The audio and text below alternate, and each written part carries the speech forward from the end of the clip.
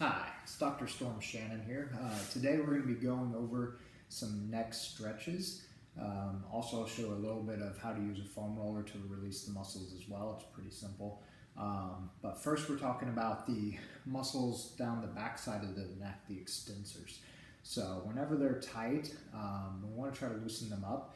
They're commonly tight in cases where the core is weak. I know that sounds weird, but a lot of times the neck will compensate for abdominal or lower back weakness, and so those muscles are constantly overworking. A lot of times I'll see this when I test somebody's abs and I see their head kicks back as they're trying to engage their abs, indicating that the neck is doing most of the work.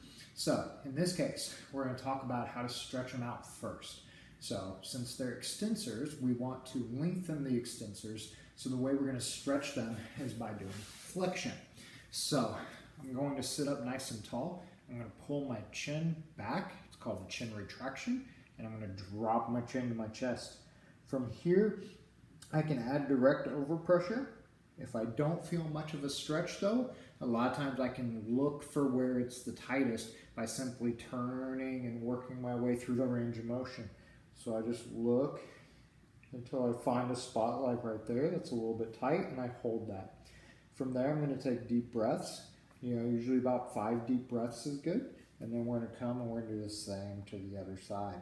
Make sure when you're taking those deep breaths, you're breathing from your diaphragm and not from your chest, because that's probably why these muscles are a little bit tight in the first place as well. When you're breathing a lot from your chest, you're constantly engaging your shoulders, which also tightens up your neck. So make sure those deep breaths are coming from the diaphragm.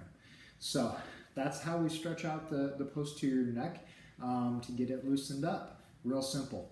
To loosen it with a foam roller, which is another way I like to do it, just using gravity, just because it's a nice, easy way, and it's kind of a lazy way of releasing the neck. It's really simple. I'm just going to put it right in the curve of the neck, right on those extensors. And the same thing, I can kind of roll up and down until I find where it's the tightest.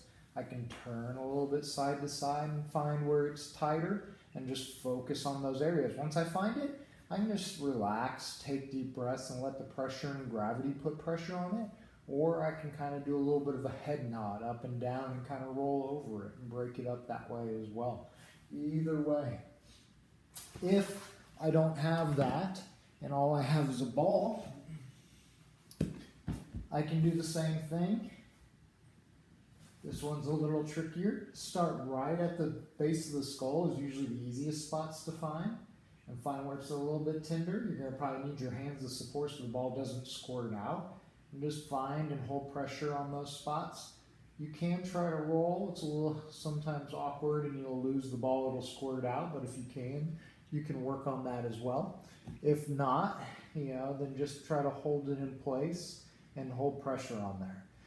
As you go down into the neck, it gets a little trickier. So a lot of times you have to keep that chin tucked and keep a little bit of a stretch on it until you find the spot, and then you can hold pressure there.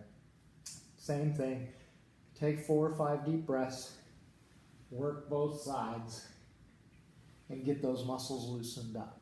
So I hope that helps. That is an easy, quick way to loosen up the neck. Obviously, like we talked about at the beginning, if it's compensating for something else, then loosening the neck alone isn't going to be enough. We want to combine it with strengthening whatever it's compensating for. So in this case, if it's the abs, we want to do some planks or some bird dogs. If it's the lower back, then we want to combine it with some modified Supermans, something of that nature. So hope that helps. Check out those other videos if you want to try combining it with some other exercises, and we'll see you guys later.